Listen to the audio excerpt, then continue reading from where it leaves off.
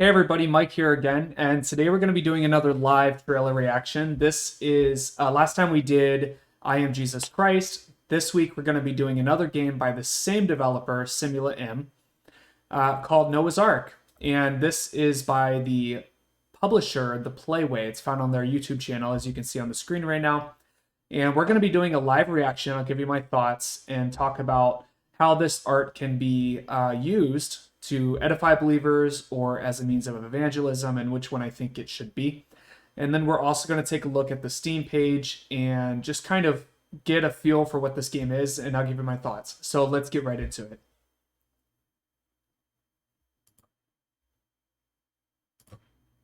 And before we do that, I need to make sure that the audio is set up for you guys. Let's see here. Yeah, it should be this one. There we go.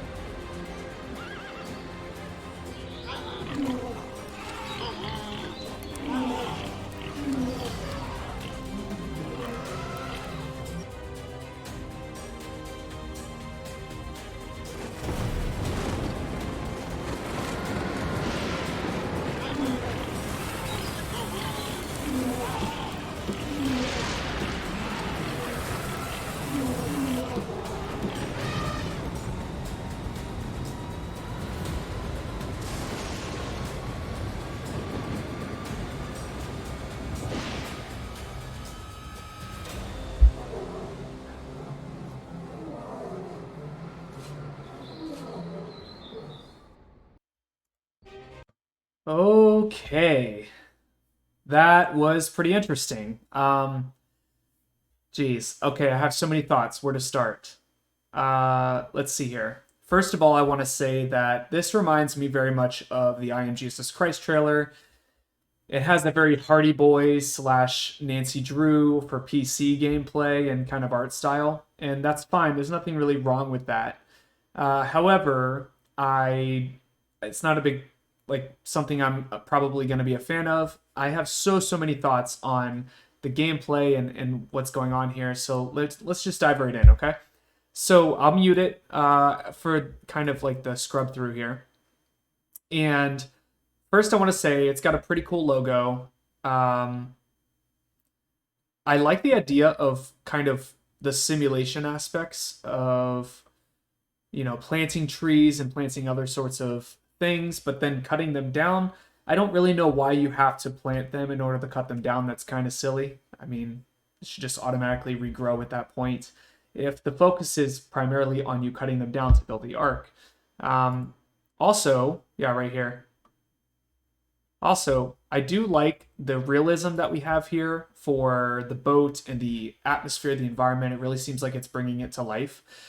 I know that this game is getting a lot of backlash. I really do feel like it isn't something I'd be interested in, but I do feel like it has a place, especially as art for the church, not art from the church. And of course, SimulaM, I still haven't done as much research as I ought to on this developer, but I'm still trying to figure out what their angle is, right? If they're into evangelism or what, but they've developed other games too.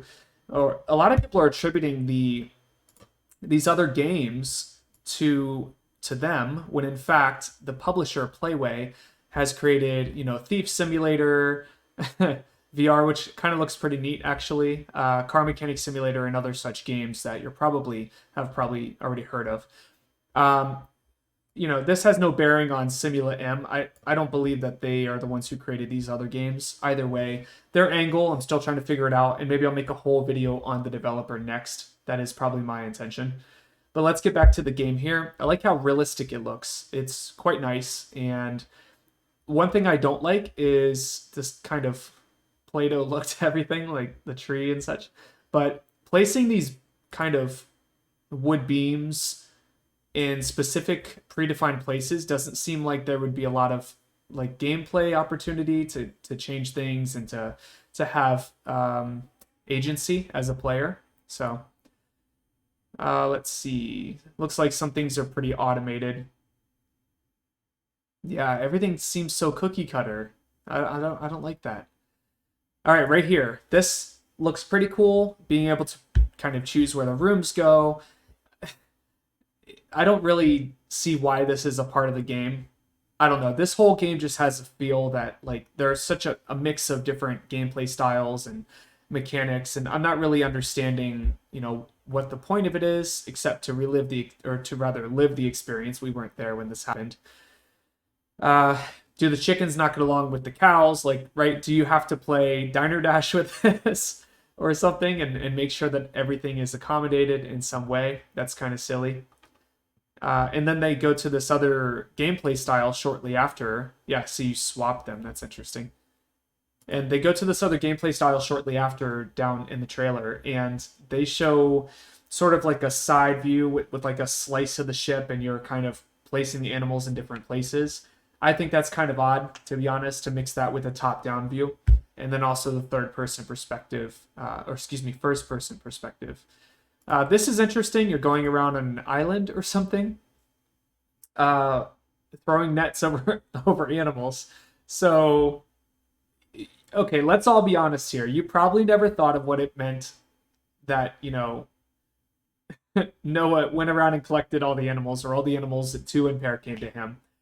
And how disastrous that probably would have been, right? Throwing a freaking net over the animal. That's insanely funny. I don't know why that's so funny.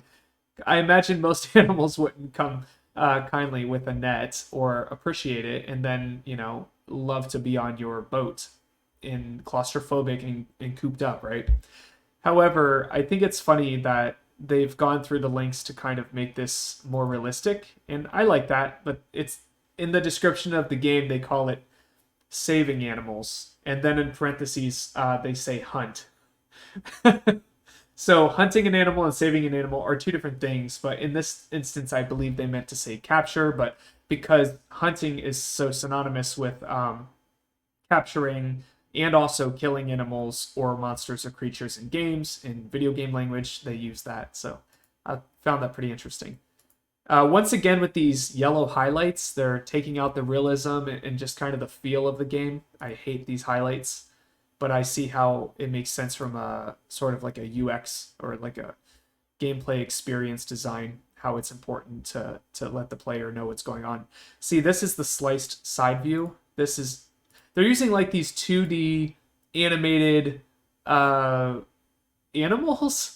And you'll see at the end as well that they have the same animals getting off the ship, off of the boat, and into this seemingly 3D environment. And it's just a mismatch. I feel like the developers had good intentions with what they're trying to create, so I want to give them credit for that. I know a lot of videos out there bashing this game, but I want to give credit where credit's due. They put in the work. A lot of us in our community have not put in the work, and that's something we should probably focus on. Instead of laughing at what someone else has done improperly, how can we add sort of constructive feedback, right? Constructive criticism, if you will, in a way that is uplifting, but also helps them course correct for their next game. This is what I want to bring focus to primarily with this trailer. However, I do think that some things could have been done much, much better. And you see here the ship. This is interesting, okay? We hear so much about the Titanic and about how long it was and how it was constructed and all these fascinating things. My girlfriend's obsessed with the Titanic. And this sliced view here of the ship, of the Ark, is very fascinating because it makes me actually, just like when I watched The Chosen, it kind of puts me in the mindset of really being there. So this does have that effect if it's not, I don't believe that this game should be an evangelism piece. I think it should be art for the church to edify believers, to build them up, to get them more interested in biblical stories and such, right? And I think that showing things like this, the first person perspective, how, Noah's like hammering and all these things, that was really cool, seeing the sunset on the horizon. But seeing the ark like this as well, I think that's pretty fascinating and really makes me think about what the ark was like and how he could have constructed it. By the way, Playway and SimulaM, I don't imagine he constructed it by himself. Taking the Bible too literally when we create things, I think, can be a detriment to our art and our creative ability to evangelize and to share the gospel. I think when we take the Bible too literally, in some instances, it's silly. Look at the cultural context. I'm 100%, almost 100% certain he had some laborers helping him to build the ark. If it fit two of every animal that ever existed, it is pretty bonkers and absurd to say that he did it by himself. I understand that this is, a simulation game, so instead of having the first person perspective for realism, it might have made more sense to employ laborers or kind of workers. Like you see the other aspects of the simulation here, like the animals, you can also assign workers to different parts of the ship in order to create the different parts of the ship. That would have been better. I would love to see sort of like a Noah's Ark Command and Conquer style. That would be cool. All right, we're getting pretty far in the video now. I like to keep these videos relatively short. I just want to point out a few more things. This sequence here is fantastic. It is really, really cool. You see the lights on the ark and the storm raging on. I think that this level of quality should have been applied to the entire game, but that's neither here nor there. 2D cardboard cutout animated animals again. I do like the aspect of this where you're fixing things during the storm. That's pretty cool. Again, I don't really see why you have a first-person perspective. Throw some workers in there and what have you. I know that Noah and his family only went on the ark, so I guess. But at that point, you might as well just click from above the top view. All right, so excellent sequence. I like this a lot. Very cinematic, again, with the logo. It's on Steam. It's coming to Steam. Here are the cardboard cutout sort of animals. You can see here they put a lot less work into these than they did everything else, which was a little disappointing. Okay, so let's go to the Steam page and take just a brief look at some things here. Craft an ark. Yep. Save animals.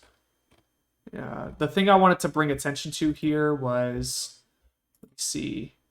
Yeah, the release date, it's not coming out yet. They are developing this at the same time as the I Am Jesus Christ game that you'll see down here that we talked about. I have a video on that.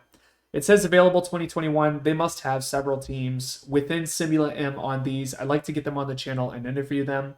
We'll see how that goes out. I'll reach out. I did reach out to the founder of SimulaM of the Playway, I believe, just to kind of make a connection. I haven't heard back yet, but I do kind of have concerns about them working on these two games simultaneously. And we'll see how that kind of rolls out, but stay tuned. We're going to be doing more trailer reviews or reactions. The whole idea with this channel is to kind of build up believers and help creative Christians to navigate art for the church and from the church, and the creative Christian lifestyle. What does it mean to analyze this art, and how can it build us up, and how can it fit into our lives? So these folks here, they're not part of our Christian game developer community that I know of. I will do some digging, but it's very interesting to see that Christian art exists outside of the circles that I'm familiar with.